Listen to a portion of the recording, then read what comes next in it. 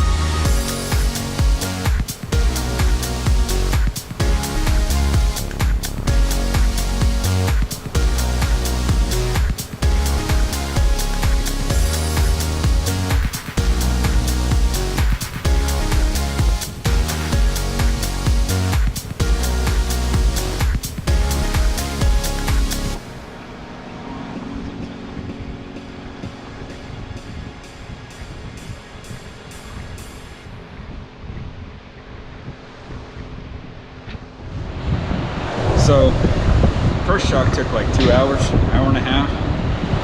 Second shock, 20 minutes. What a day. Finally done.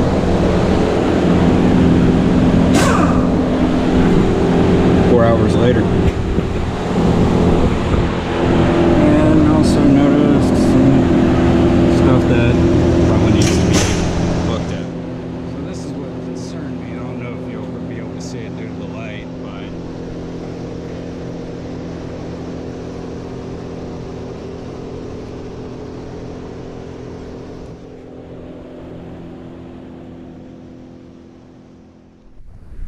so back here at home, and the Hummer's riding a lot better than it was, but I'm still getting the traction control kicking on whenever I've backed up and then start pulling forward. I get the dings for it. Sometimes it'll say traction active, but for the most part, it's driving a lot better than it was.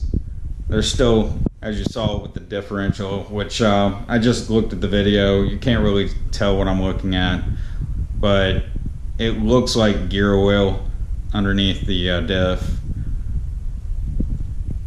That's the problem with buying used. I mean, I looked under the vehicle real quick.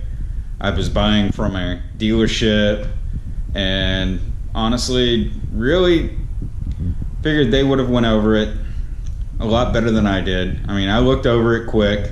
It drove fine when I test drove it. But obviously, the previous owner either did some stuff to make these problems not so apparent for a while, or these guys really didn't go over it themselves. So there's going to be a lot of work with that. I've been told that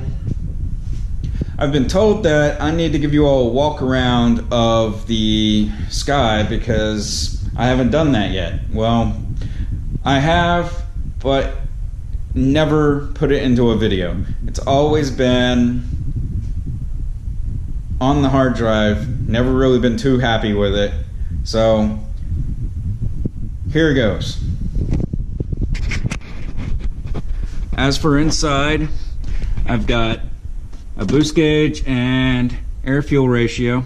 The boost gauge from the dash that the manufacturer put on there, it only goes to 22 psi, never 22 to 24 psi. It never really goes above that, but this aftermarket one does. That's how I know I've been spiking to about 30 pounds. And the air fuel ratio is really good to have when you start tuning. I do have HP tuners. It's actually hooked up to the OBD2 right now. I just don't have the laptop out here. Oh, I just locked the door.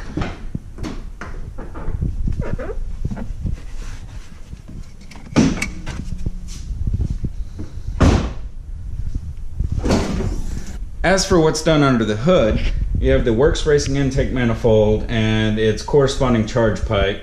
That charge pipe I had when I was just ordering parts from RPM. Not the RPM to be confused with that made the Calmero and Trailblazer SS and Frostbite 01 and all them. This RPM strictly deals with pretty much Kappas and 4 cylinders, stuff like that. DDM Works catch can.